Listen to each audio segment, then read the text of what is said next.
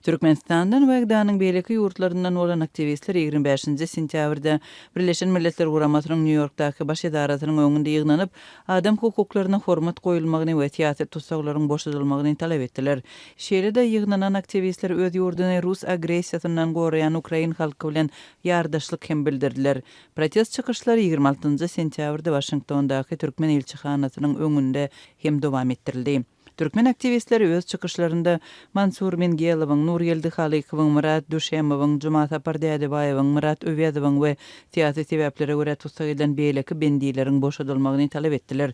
Bu çykyşlara gatnaşanlar şeýle hem Türk polisiýasy tarapyndan maý aýynda tutsak edilen we şondan bäri nirededigi belli bolmadyk blogçy Farhat Meymankuliýewiň ykbaly baradaky soraglara jogap berilmegini şeýle hem türkmen migrantlarynyň Türkiýeden mejburi deportasiýa bolmagynyň besedilmegini talap etdiler. Piketin guramaçylary Washingtonda Türkiýanyň elçihanasynyň öňünde ýygnanmagy hem planlaşdyrypdylar. Ýöne soňlar bu çäräni ýatyrdylar. Guramaçylaryň biri DBT opozisiýa hereketiniň lideri Murat Gurbanow piketçilerin öz talaplaryna jogap bermäge taýýarlyk bildiren Türk elçihanasynyň wekilleri bilen geçirilen gepleşiklerden soň planyny üýtgedenligini Azatlyk radiosyna gurrun berdi.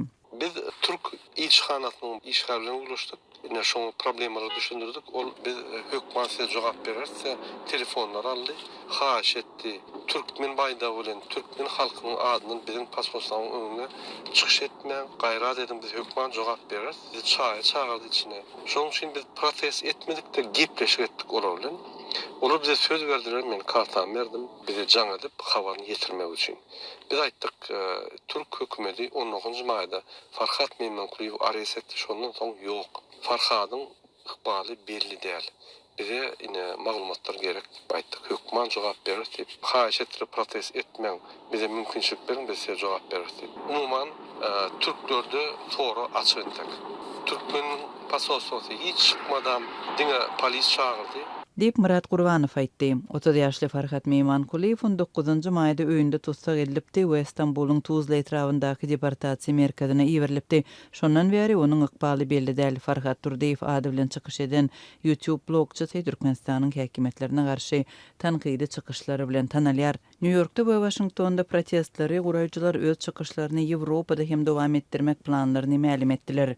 Garaşsyzlyk ýyllarynda Türkmenistan dünýäniň iň repressiw we ýapyk ýurtlarynyň birine öwrildi. Türkmenistanda durmuş ykdysady ýagdaýyň ýaramadlaşmagy, işsizligiň ýokary bolmagy we barha agyrlaşýan azyk ketmezçiligi Türkmenistanyň içinde de daşynda da iratyň nägileliginiň artmagyna sebäp boldy. Halkyň agyr ýagdaýyny resmi taýdan boyun almaýan türkmen häkimetleri iratyň nägileligine we raýat aktivliginiň ýokarlanmagyna repressiýalary güýçlendirmek arkaly jogap berýär. Adam hukuklary goraýjy guramalarynyň habar bermegine görä Türkmenistanda tutsak edilen soň ykbaly nämälim galyanlaryň sany ýüzlerçe adama ýetýär. Olaryň ençimesi wujdan ýetirleri hataplanýar.